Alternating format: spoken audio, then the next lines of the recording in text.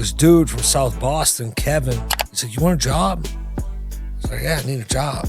And he gave me my first job. My first job was working at a call center. You hated it? It's terrible. You want to know what's funny about it, though? Do you want to know what they had us calling on? God's so funny. He's got so many jokes. We're collecting donations for the New Hampshire Police Association. So here I am, like, collecting money for the cops, like, on the run for armed robbery. Wow, that's crazy. Wherever you guys are watching this show, I would truly appreciate it if you follow or subscribe. It helps a lot with the algorithm. It helps us get bigger and better guests, and it helps us grow the team. Truly means a lot. Thank you guys for supporting, and here's the episode.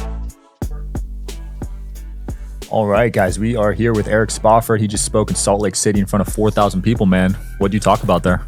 Yeah, crazy, man. I told a lot of my story. You know, it's a story of coming from below rock bottom and being able to accomplish the impossible.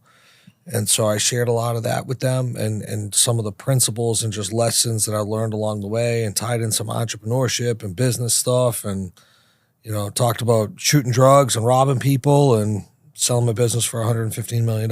So what a story, dude. Yeah. Let's start from 5th grade. That's where you started selling drugs, right?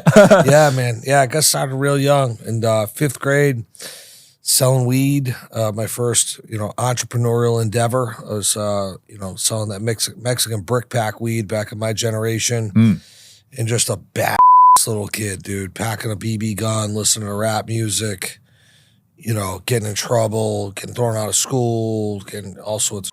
In 5th grade, wow. Did you have a father figure at the time? Yeah, dude. My dad was strong. My dad, was a blue collar guy, cut trees down. There's a logger, a little logging company, and it's just, I don't know. That's the way it was back So he didn't then. even know any of this was happening?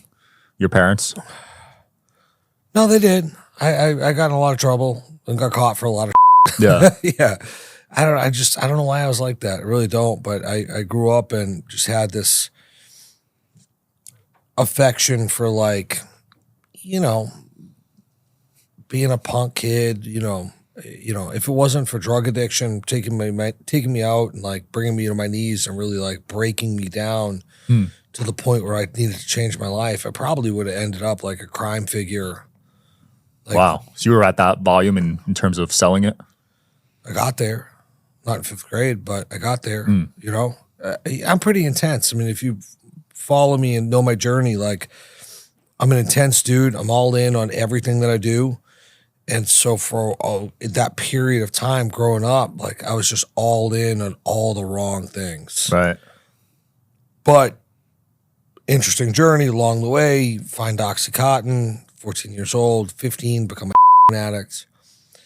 15 to almost 22 was really, like, about 7 years of just wild stories and addiction and pain and suffering and yeah, because you dropped out of school at 15.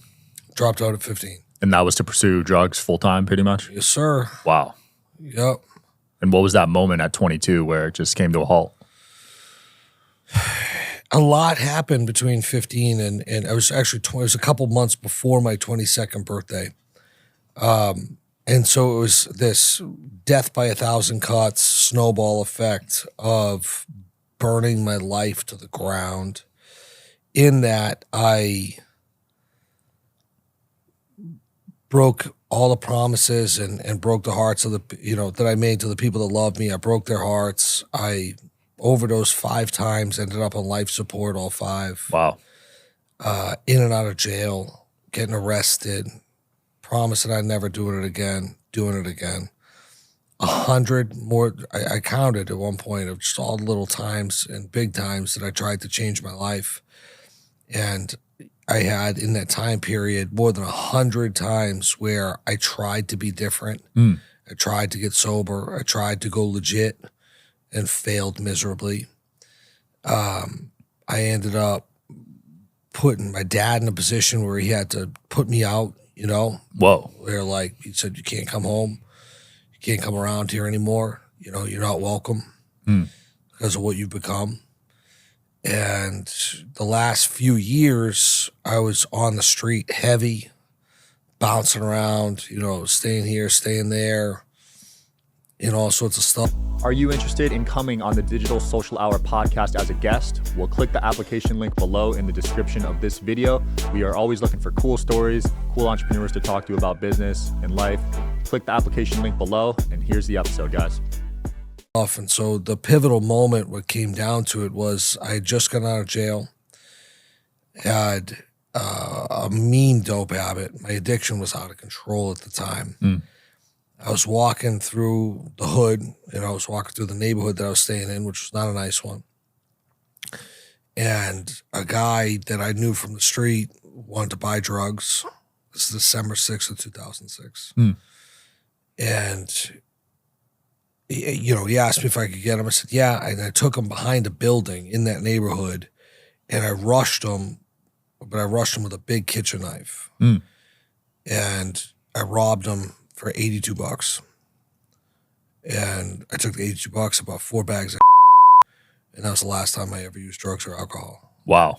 And yeah, man, that night, it's a crazy story, bro. I get back to I buy the drugs, I get back to the trap house on the 3rd floor of this apartment building, triple decker in the shitty neighborhood that I'm in. I am sleeping on a pile of blankets in this like drug house. That's my life, right? I have 2 pairs of clothes. That's it. I have no possession. I have nothing. And I shoot these 4 bags of and the neighborhood fills with police. Blue lights everywhere. The gig's up. I'm like, they got me. The house that I'm staying in, it's like a well-known like police house. Yeah, for sure. So I'm like, they're coming in here. Like, they're just going to come get me. Yeah. I'm going to prison. And it is what it is. And so I hid in the closet. And in the closet, I stayed there all night long. Didn't sleep. Got on at some point, in just the quiet hours of the middle of the night, it's just you and God, you and silence, right? And I just got on my knees, and I just had this moment where I was like, I just started praying. I wasn't like a religious guy. I'd never actually been to church. I'd never actually prayed. Wow. It was brand new for me. I don't know what else to do. And so I just had this moment of kind of surrender where the prayer went like this. I said, God, if you're real, this isn't going so well. And, I just remember not wanting to live another single day the way that I was living.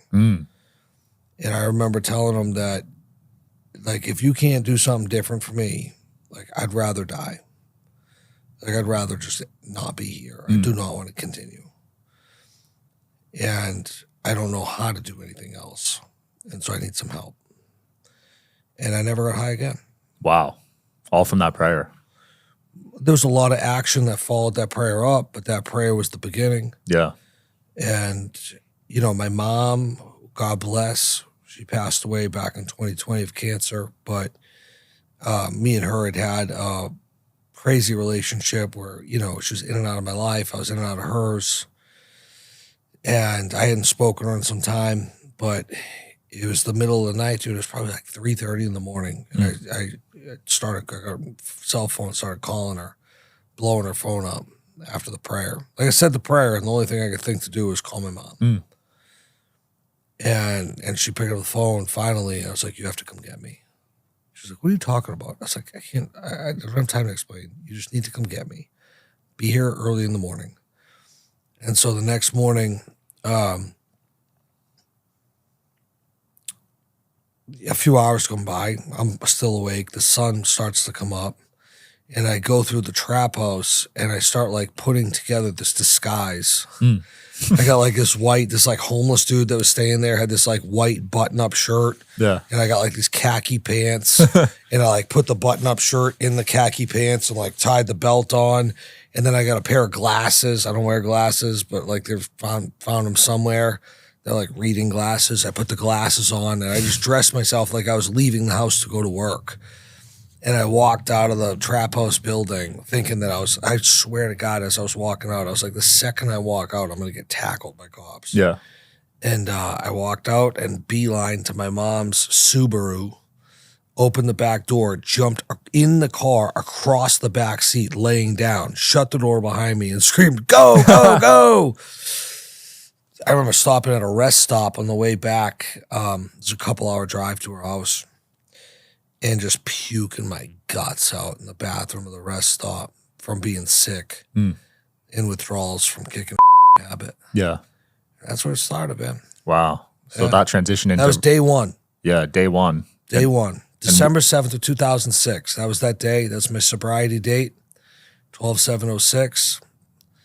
It's been more than 17 years. I haven't used drugs or drank or had any mind-altering substances whatsoever since that day. Incredible. And I have a lifelong commitment to never do it again. That's so cool, man. So your mom took you back in the house that day? She let me stay on the couch for a couple weeks. Okay. Your dad wasn't happy, right? My dad was pissed. Oh man, yeah, he wasn't messing with me. Like, it took me months of being sober for him to even start talking to me again. Really. Wow. Yeah, I mean, dude, I told everyone that I was going to do, be different this time so many times. Yeah. That they were like, yeah, okay, kid, shut up. I started walking to AA meetings, and just took it one step at a time. I was, God gives you what what you need when you need it. He doesn't always give you what you want, but he'll always give you what you need. And he doesn't make too hard of terms for those who seek him, And at the time, I was not, certainly not this spiritually evolved creature, but like I was saying these little prayers and walking to these meetings and just one thing at a time, like life started to work out for me, right? I was at the meeting. It's a crazy story, bro. This kid keeps calling me, right? Because I would hustle drugs and sell them and do the street thing. This kid keeps calling me the first few days that I'm like sick, bro. I'm going through withdrawals trying to get clean. And he's like, I need you to get me and I need you to get me. Obviously, I didn't call it, but I need you to get dope. And I was like, dude, I'm trying to get sober. I'm trying to just leave me alone. Like, stop calling me. And he kept calling. I felt so disrespected by that, And I was like, you know what? Cool, come down here. Dude, I was like 4 or 5 days clean. Yeah. Maybe 3 or 4. And he had one of those little, I don't remember the car, little Honda CRXs. It's like a 2-passenger Honda. It's like a little two-seater car. He picked me up, and I was like, yeah, bring me over here. I got to go in and get it. And I had no intention of getting drugs, bro. Not whatsoever. He just pissed me off so much. Yeah. This is the funny that would happen to me, though. And it was Saturday. It was a Saturday. And I opened the door, and I was like, I got to go in this building right here and get give me the money. It's like $600. Yeah. And he was like, no, I'm not giving you the money. I was like, no, give me the money. I need to go get the stuff. You've been calling me days. What do you mean you're not giving me the money? He's like, I'm not giving you the money. I'm like, all right. Let me see the money. And he's like, or just make sure you're not trying to rip me off. Show me the money. And dude, the kid pulls out the money and fans it out, and I just rocked him. And I took the money, which I'm not proud of that, but I ended up going to this NA meeting, right? Yeah. So, NA? Narcotics Anonymous. Oh, okay. Like AA, but for drugs. And it was a Saturday night Narcotics Anonymous meeting, bro. And I'm like 5 or 6 days clean, 135, 140 pounds. Dude, I'm like 206 right now. Jeez. Think how skinny I was. And I remember I just raised my hand and I was like, I don't know what to do. I'm trying to stay clean. Some kid wouldn't leave me alone, so I robbed him earlier. All this money. I probably shouldn't even have money right now because the only thing I really know how to do is get high. You guys want to go to Denny's? And dude, I took the entire NA meeting out to Denny's with the money that I robbed this kid. It was crazy. Wow. And then at the meeting, this dude from South Boston, Kevin, was sitting across from me. He's like, what's your deal? I'm like, what do you mean what's my deal? He's like, what are you doing? And I started talking to him. He's like, you want a job? I was like, yeah, I need a job. He's like, cool, come down Monday morning. And he gave me my first job. My first job was working at a call center for $200 a week. Wow. Plus commissions. Sitting there at a little desk with a little headset with an auto dialer. You hated it? It's terrible, bro. You want to know what's funny about it, though? Do you want to know what they had us calling on? What? Dude, here I am, big bad gangster, right? Yeah.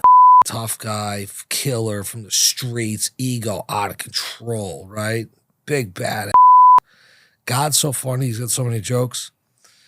He puts on, I don't even know what the job is, right? I go down there. I'm like, whatever, dude, $200 a week. I can get some food. Like, cool, I'm in. And he's like, all right, man, listen, you just sit here. He explains the whole thing. We're collecting donations for the New Hampshire Police Association. So here I am, like collecting money for the cops, like on the run for armed robbery. Wow, that's crazy. Yeah. So ironic. So even though you had no money, you said you had a big ego? Yeah, dude, like big street ego, right? I mean, dudes hit jail with big egos that have nothing, you know? Yeah. Yeah, I had a whole lot of recovery and personal development work to do ahead of me. That's interesting because now you've made a ton of money and I don't see any ego. So a lot of personal development there, right? Huge.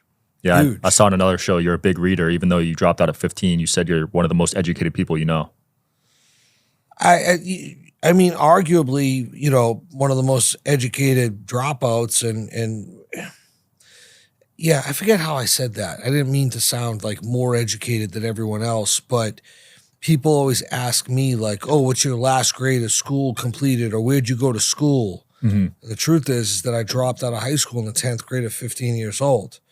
The truth also is that I'm highly educated because I've been in self-education this entire time. Right. I taught myself enough on my own without ever stepping back into a formal classroom or any formal academic training or education or even getting a GED to build a business that did $55 million a year that I sold for 115, let alone the real estate and all the other stuff that I've accomplished in my life. Right. That's all through being able to understanding how to access information, how to learn, how to process, how to digest it, right? But some people are professional students forever. They'll just sit there. You see them at these masterminds, right? Yeah. And I'm like, motherfucker, I've seen you in like 20 masterminds. What have you done? Like, you know what I mean? Like you've heard from the best of the best. You've heard from everybody at this point. The next part is like being able to take that education, that information, and make it actionable. Yeah. With a plan of execution. Yeah, take action on it, right? 100%. Some people read all the time. They go to events every day, but they don't do. And then, but that's important. Self-education, huge. Being you know a student of the game, but a lot of people lack the humility to even get that part down. See that a lot on the scene, right? They're so committed to what they already know that their glass is so full that there's nothing left to even add to it. Right. Right. And so like staying with that hungry appetite, that curiosity of constantly in the pursuit for more information and more understanding, but then also being able to execute on the information. Absolutely. So selling that company for 115 mil 3 years ago, did you feel like you lost a step after, or were you more motivated to keep going? Dude, I don't talk about this a lot, but I sold that company on December 21st, 2021. I was 36 years old. I was 23 when I started it. I grew up there. Think about the life of a young man at 23 years old and how much happens between 23 and 36. How many times do you evolve and change? How much life happens in between that? And so like I was so ingrained in that business as part of my identity, part of my day-to-day. When I sat at the closing table and everyone signed off on being closed, and they said that they had sent the wires. I don't know why. They had like retained me as a consultant. I don't know why I thought this, but like 8 minutes later, I think I counted, it was 8 minutes, and I went to refresh my company email, and it asked me for my password. And I was like, they waited 8 minutes to lock me out? God damn, like, you know? And so I struggled. Like, I went from the general of 325 people on this team, you know, to having a mission, to being busy, to getting emails and all the little dopamine hits from the texts and the group texts and the emails and the, you know, and all being busy all day long, to like Nothing. Wow. That next day I woke up and it was like looking at my phone, like nothing, bro. No emails. I had a brand new email address. Nobody was emailing me. Like nobody was texting me. My friends, you know what I mean? Stupid stuff. But like compared to like how busy my phone is now, if I ignore that thing for 25 minutes while I'm running a company, there's 50 things on there. Right. And so like the quietness, you know, the stillness and all of that created space where I struggled. I was in Miami. I like started going out, like going to like clubs, and I'm like, all right, yeah. I'd never done it, bro. I'm sober, you know what I mean? I got sober, I was 21 years old. So I'd never been to a like real nightclub. I'd never like done that whole thing. And so I spent a couple months out doing that. And I was like, this sucks. Dude, this is so terrible. I bought a plane, I bought a boat, big boat.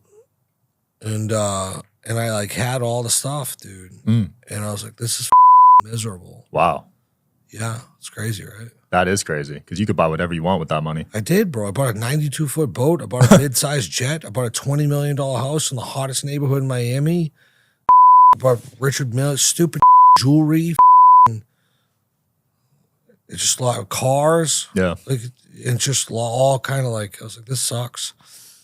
And so I made it a couple months and I was like, I need a mission, dude. I'm a guy that like, I got to get up and go. You know what I mean? I got to start. I have to build. I have to create. I'm happiest when I'm in that. And so that's when I made the decision to just like turn back into it and start building again. Right. Yeah. How long did it take you to find that mission after you sold, you say? A couple months. It took me a couple months to realize that I needed one. And then it was a process of figuring out, okay, what am I going to do next? You know? Yeah. Like, what am I going to do? Real estate? I do a lot of real estate, bro. It's so boring. I'm glad someone said it, right? Because no one talks about that. Stop pretending like real estate is sexy. It's not. It's great. You want to create wealth. You want to create cash flow. You want to invest and capture appreciation in your money, turn your cash into an asset, depreciation for taxes. Like there's all the, dude, I could talk on it all day long. I'm going to talk about real estate for this podcast, talk about real estate.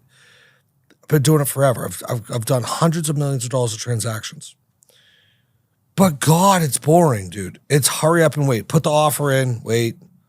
They respond, think about it, respond to them, volley it back. Do this, wait. Do that, wait. Do this, wait. Get the deal closed, wait. Like, it's just like, So I yes, I was doing real estate, but I was so bored with it. And don't get me wrong, I still do real estate. I love it. It's necessary. You should. But then I was like, I need to be like active in a mission. So that's when I took up really two things. One of which was I've started another addiction treatment business. We're on our second facility now. Nice. So we have a big one that we built from scratch in Ohio. We have another one we recently acquired and are integrating in West Palm Beach, Florida.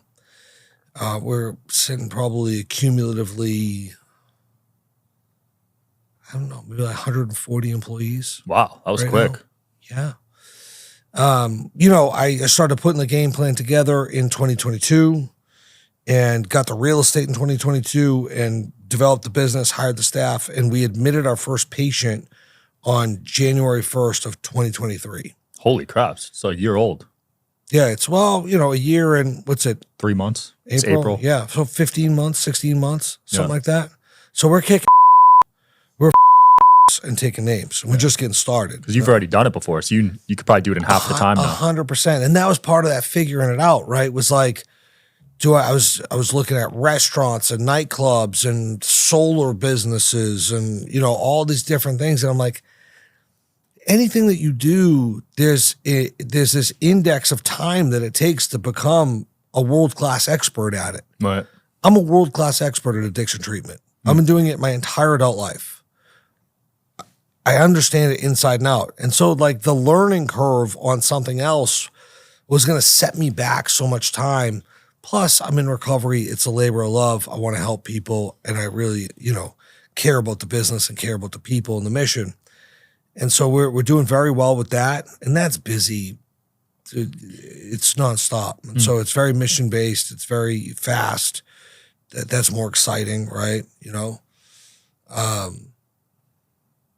And then the other thing that I did was entered into kind of our space was I decided I wanted to build like a personal brand, content, see if I could, you know, I had no idea how it would go. I really didn't. I was like, I don't know. You know what I mean? I'd already been like covered in the news for more than a decade and like very well known in my home state, my home area, but not on social media through content and not, you know, speaking on stages for 4,000 people, you know, doing stuff like that. And so you've been killing it too.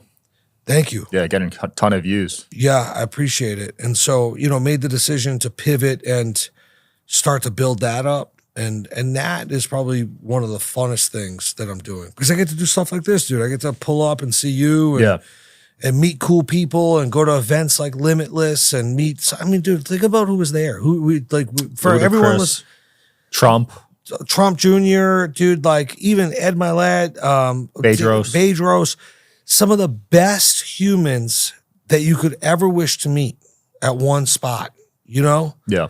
And like just how impactful that is to be able to be a part of that community. Dude, the ripple effect just from that event will be probably $1 billion.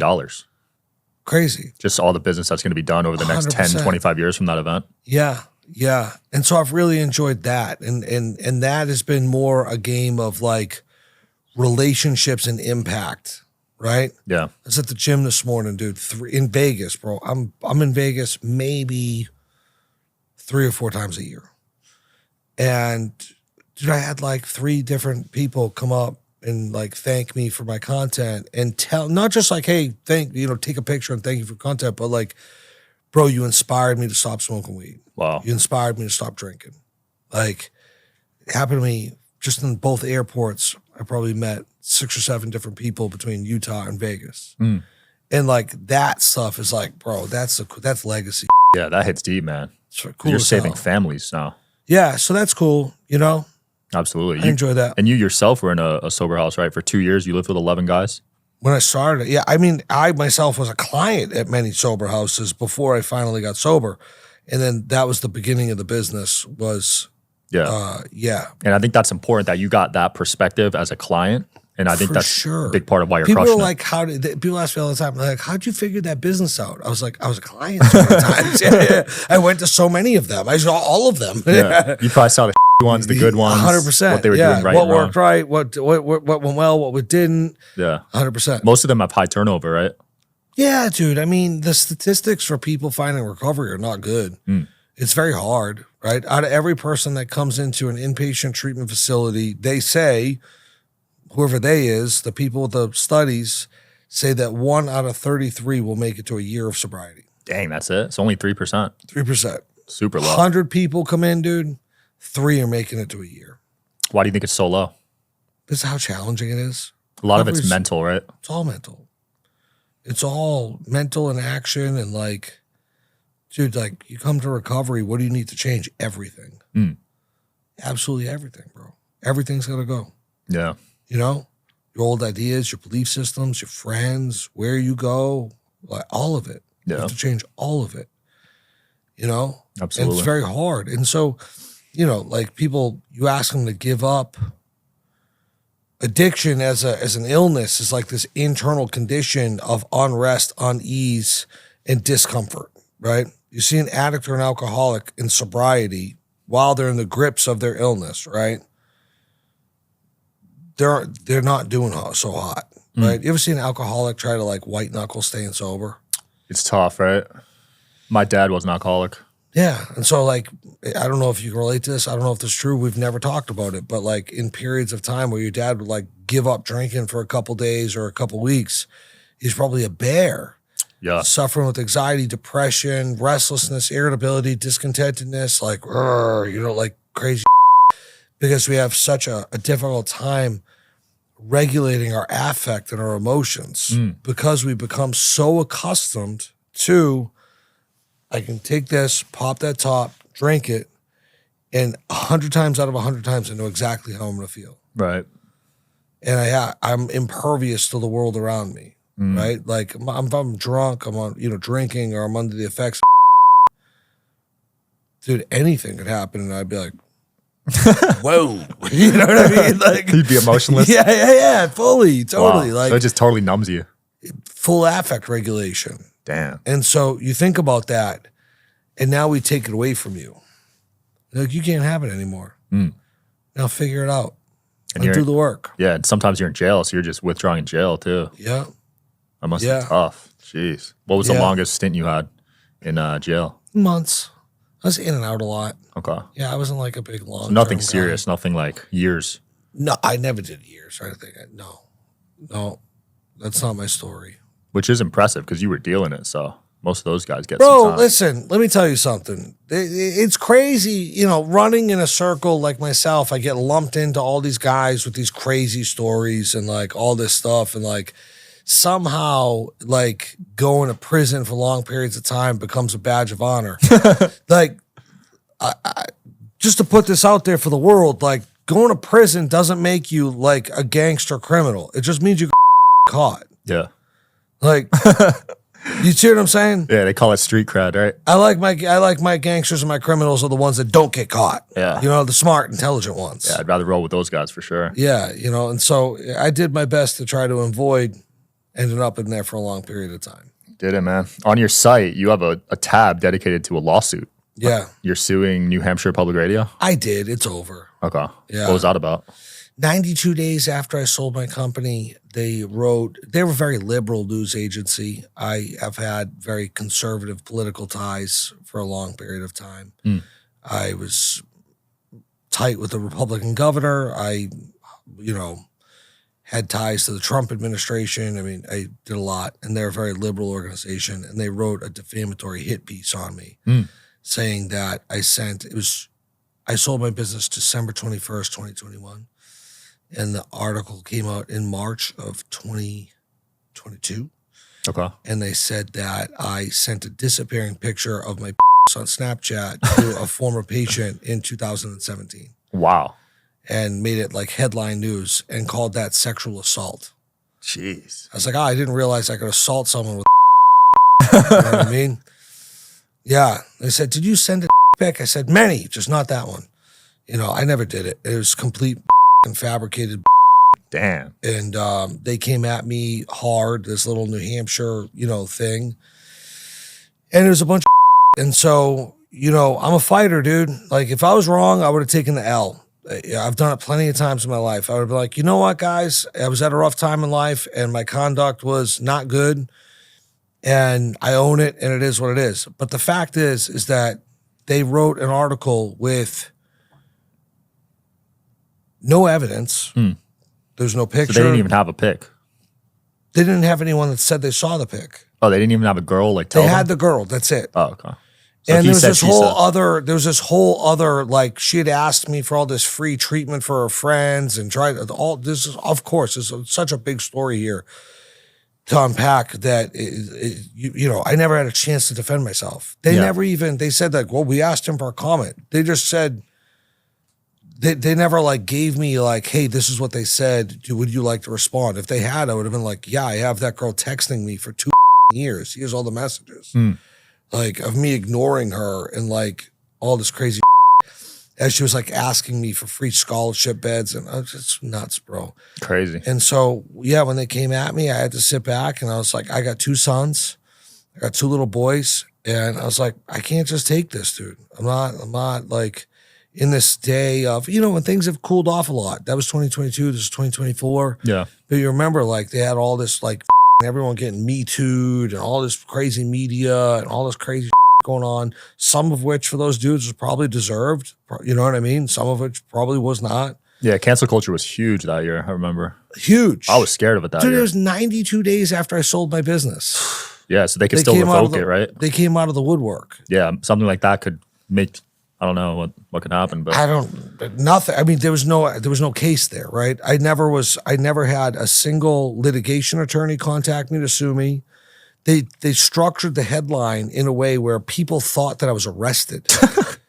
oh my God. Law enforcement never, not one time, contacted me with a single question. Not email, nothing. Crazy. Like, there was no investigation. There was no report. There was no civil suit. There was no anything. There were no witnesses. There were no evidence. Yeah. It was just one lunatic reporter who's obsessed with me, who hasn't written anything about anything besides me since the beginning of her entire career has been chasing me around. That's insane. Dude, For political belief? I don't know, dude. It changed the mental health evaluation. Yeah, I kind of don't. So I sued him. Yeah, that makes sense. Yeah. I was like, all right, And at least and the reason I put it on my website, it's 398 pages. Yeah, it was long. I couldn't even go through the whole thing. But it's like, bro, you got a question about it? Here's everything. Yeah. Full open kimono, right? Like, it's all there. Every related document to the entire thing. So if you have a question about it, you Google it, you see the stupid article, you can go to my website, the whole lawsuit's there.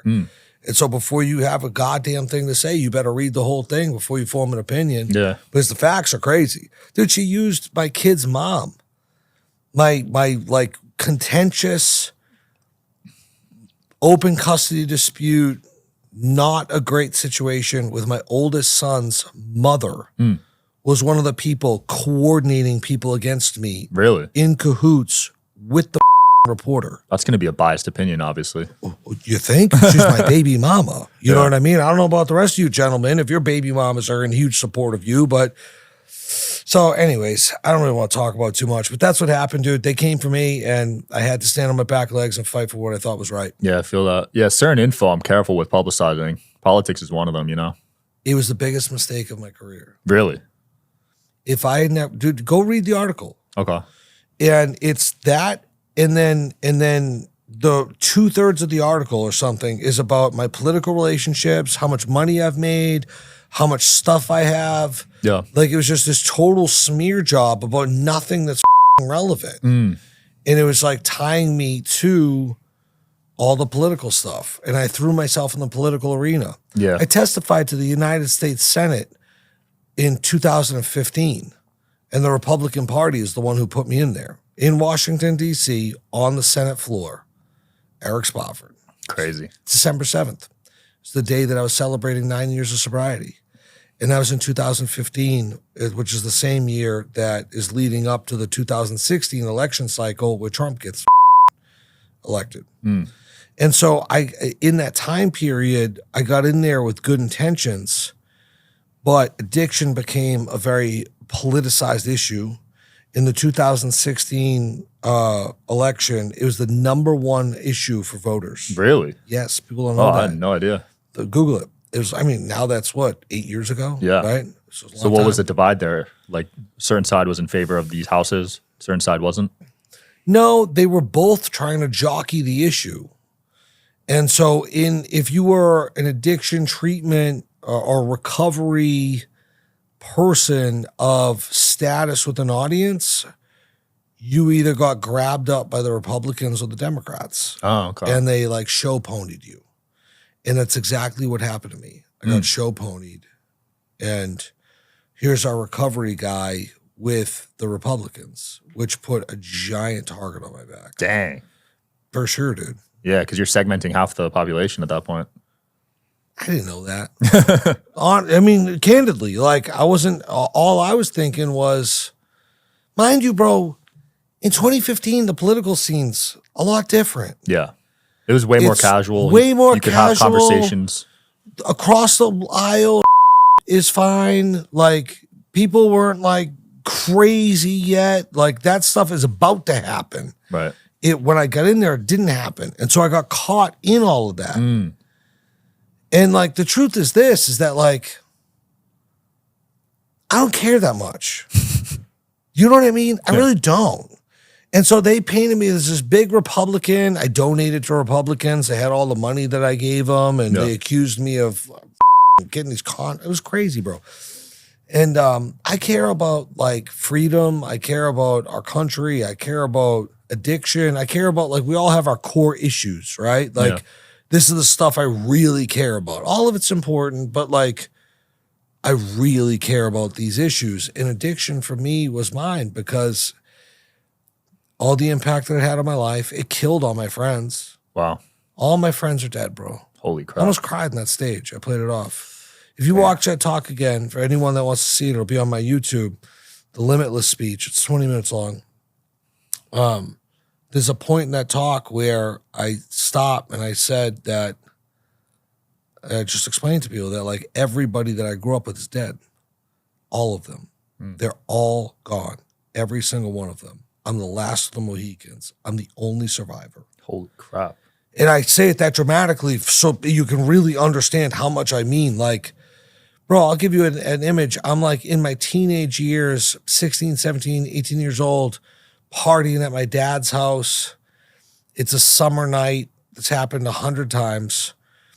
I got people in my backyard, people in my basement. You know, it's up in New England, so we have those basements with like the bulkheads, with the stairs, with the double doors open. Yeah. We got the big, tall speakers with the speaker wire, like going out into the backyard. The CD player bumping, dude, playing music, people drinking beers, smoking blunts, chilling, right? I can remember some of these parties, walking through them. Philly blunt cracks, you know, you used to crack the blunts and open them up, the Philly blunts, rolling up weed, all my friends, all the homies, drinking, and I'm like walking through and seeing this one, and these people are talking, and this group over here, and that group over there, this group.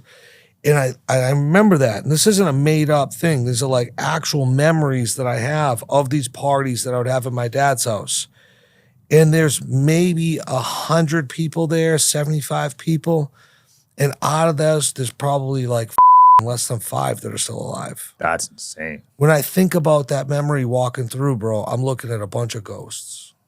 They're all gone. I attended every one of their funerals. Every one of their mothers cried on my shoulder. Oh my gosh. And so when it came to like mission time, this is how I got into politics. I started something needed to get done. I started reaching out. And how I got into the Republican thing was they were the first ones to grab me. If the Republicans, I didn't even, when I started doing that, bro, this sounds stupid, people might make fun of me. I couldn't have told you what a Democrat or Republican was. We had some senators, and I just started writing everyone. Yeah. I was like, something needs to get done here. Like, what are we doing? And then the Republicans grabbed me up. Like, I didn't care about politics at all. I wasn't even thinking about that. So you would have went Democrat if they approached you first. I would have went, the issue, anyone that would have listened, my friends are dying. Not only are my friends dying, and I talk about them, I'm on the front lines of America's addiction crisis, and I'm watching thousands of young people die. Dude, 112,000 people died of fentanyl overdoses in America last year. Oh, You are statistically, as an 18 to 50-year-old American, more likely to die of a drug overdose than a car accident. It surpassed car accidents as a leading cause of accidental loss of life years ago. Wow. Think about that. That's not talked about. New Hampshire, my home state, is one of the top per capita overdose death states in the country. It leads, the top 3 spots are New Hampshire, Ohio, and Kentucky. Why is New Hampshire so bad? No, dude. It seems so random. It's so random. It really is. I have never been able to figure that out. Because they're like, oh, well, maybe it's because there's not a lot going on there. I'm like, there's not much going on in North Dakota either, or Idaho, or Indiana, or, you know what I mean? Like, there's a lot of boring states. Yeah. So I don't know why that is, man. I really don't. But I'm watching people die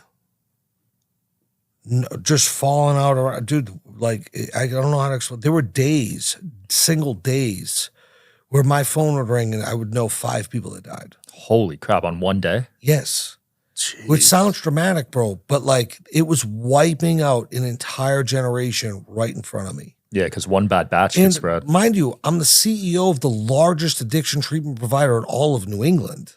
So I have visibility like stem to stern. You know what I mean? Like, you got all the data. Yeah. And so, I mean, we had 5,000 patients a year. Holy crap. That's like 10 a day, 15 a day. You know what I'm saying? Yeah, it's a ton. And so like, it was overwhelming, bro. It was traumatizing and it was overwhelming. And so that's how I got involved in politics. Yeah. I did not get involved in politics because I was like,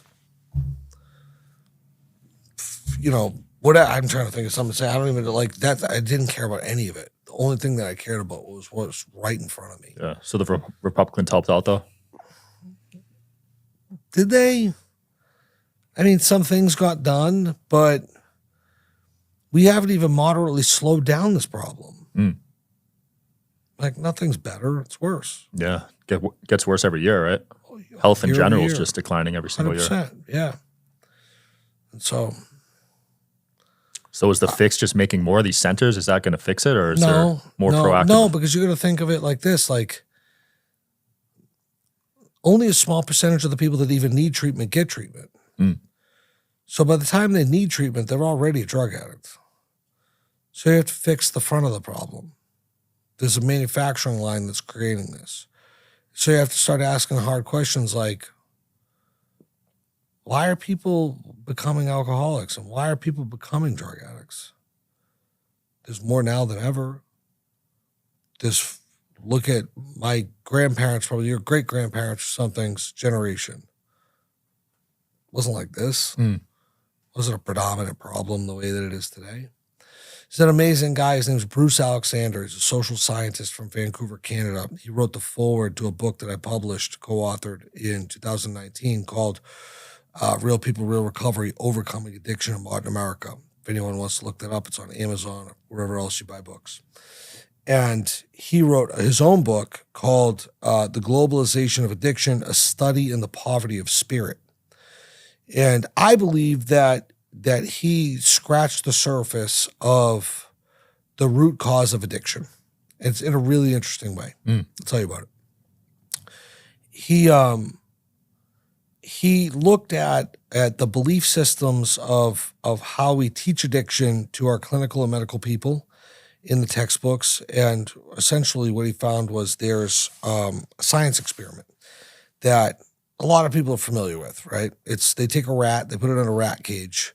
They give it 2 bottles of drinking water. One has regular H2O, and the other one is infused with drugs. They run it with morphine, which is essentially, and they also run it with. In that, the rat tries both, feels the euphoric, intoxicating effects of the drugged water, prefers the drugged water, continues to become addicted to drugs, starts to refuse food, goes through full-blown addiction, and almost always overdoses and dies. Or dies of drug-related complications from using the drugs, right? The belief system that's born out of that is that drugs are bad. There are chemical hooks in right? Don't you believe this? Like, if you do what's going to happen? You'll do it again. You'll be addict. Yeah. Right? It's addictive. Don't do it. That's interesting. So the substance is the problem. So the substance is chemical hooks. And so what stems out of that? Prohibition mindset. The war on drugs. How many Americans believe that if we eradicate the streets of that there will be no more addiction? Well, we spend $1 trillion on it, so somebody better at least believe it. It's not true, but they should at least be convicted in that belief, right? Yeah. Bruce looks at it, you see this little rat and this philosophy and how it stems all the way into how it's had widespread ripple effect throughout society. Crazy. Okay. Bruce looks at it and says, Bruce is like in his 80s, by the way, now. I had him come to New Hampshire for a live event. He took a train the whole way. I didn't even know that was possible. I didn't either. He figured it out. He went here and went there and went here, and then he ended up there. And but he looks at it and says, wait a minute. We have not considered the environment. What's the worst form of punishment we have for a human being? Jail, prison. And if you're bad in prison, what do?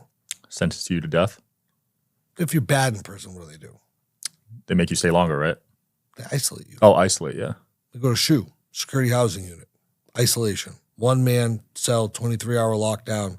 They let you out to maybe shower if you're not bird bathing in your cell, or let you out to a isolated cage.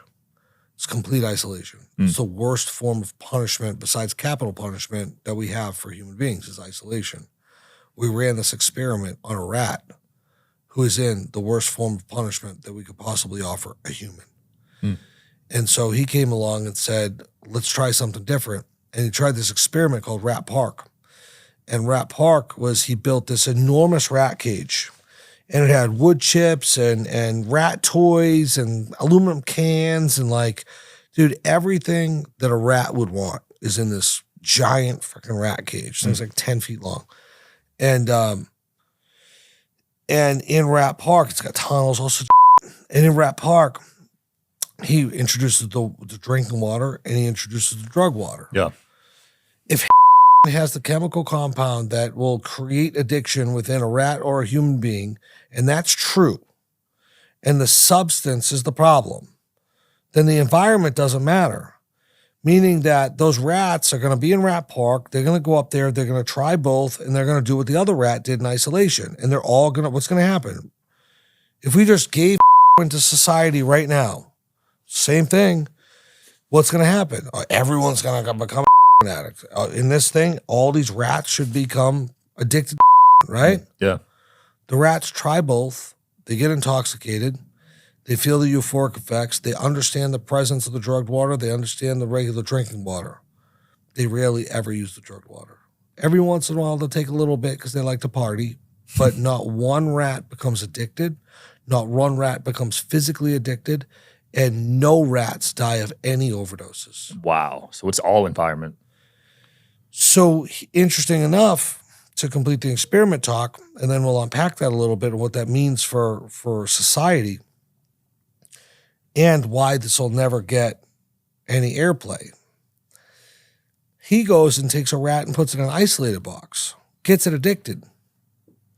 Now you have this rat that's in isolation that's addicted to and now he goes and introduces it into this lovely rat park where these rats are procreating, having rat babies, playing in the tunnels and the aluminum cans and living this very productive, modern rat civilized life, right? Mm-hmm. It's like releasing someone from, whatever, into society. What happens? The rat understands the drugged water's presence, understands the drinking water, sees the rat community, and chooses to not use drugs, chooses to endure painful withdrawals to come off of the drugs and become part of the rat park community. It does not continue to be this derelict, drug-addicted rat that it should be if a lot of the ways that we think about addiction in modern America and society and Western civilization is correct. And so what he came off of that with is what he describes as the dislocation theory of addiction. And the dislocation theory of addiction, when you look at decade over decade and really peel this back, it's like, wow, this makes a lot of sense. We have a growing stress response. We are under significantly more stress as 20-something and 30-something. How old are you? 27. Okay, I'm glad I that up. 20-something and 30-something men than our parents were at 20 and 30-something. So you think people are more stressed? 100% they are. Interesting. 100%. And as opposed to our grandparents and our great-grandparents. Society is fractured, it's fragmented, right? Connection is the opposite of addiction. When you look at what a human being is that we are native tribal animals, sophisticated pack animals that are meant to be interconnected to each other and have jobs and roles and tasks and missions. We're so far away from our traditional ways and our cultures that we've become completely dislocated. And as a result of that, we live under a heightened state of stress response. I mean, you look at the numbers. Look at how many people are diagnosed with a mental health illness. Look at how many people take, I don't know the number, but it's enormous. How many people are prescribed SSRI antidepressants and antipsychotic medication? And there are 330 million Americans, and there are 46.5 million Americans that have a substance use disorder. Jeez. Think about that. Really high. Enormous. It's huge. Yeah. It's the most prevalent crisis this country is facing that nobody talks about. Even I got diagnosed, and I feel like I got pretty good mental resilience, but I got hit with anxiety and depression in college. Yeah. Pretty crazy. Very. And so, that information, if you have addiction, that information is mind blowing, right? Why will it never get legs? How do you make money on it? Medicine. This is about changing society. This is about changing the way that we live. You can't prescribe Rat Park to someone, right? Right. And so the reason why it'll never really be impactful on policy or things that happen in modern society is exactly that. Big pharma, just there's no way to capitalize on it. That makes sense, though. That's why something like AA works, because you're around a bunch of sober people. AA is nothing but modern day Rat Park alcoholics. It's a community. There's traditions. There's literally, that is why it works. Yeah. And that's why it was so unbelievably successful, even though it's so unorganized and not profitable. Oh, it's not profitable? They don't make any money. Oh, wow. I didn't know that. Nobody, you can't buy stock in AA. But don't you pay them like a fee? No, you go free. Oh, really? They pass a basket and you put $1 in it as a donation so they can buy cookies and coffee for the meeting. Oh, that's cool. That's how it should be, though. 100%. Yeah. But that's why it blew up and that's why it's so successul. Love it. Yeah, that's great advice, though, because people watching this, there's going to be someone with addiction if they just get around. Bro. Always. I get dozens. I love them. I read every single one of them. I try to respond to as many as I can. Messages and people that come up to me of like, that see this content and like it's impactful to them. Yeah. Yeah, just change your circle. Get around sober people. 100%. It's everything. Wow, that study is fascinating. I never would have thought that. Super, bro. Yeah, I would have blamed the drug. Yeah, anyone who thinks that's fascinating, you can get Bruce Alexander's book, Globalization of Addiction, A Study in the Poverty of Spirit. That's a book that really, it's like this thick. Love it. We'll link it below, man. Anything else you want to promote or close off with? Nah, man. Just talk. Appreciate it, man. We'll link your IG below. Yeah, appreciate it, bro. Thanks so much for coming on, man. Absolutely. Yeah. Thank you. Thanks for watching, guys. Peace. As always, see you tomorrow.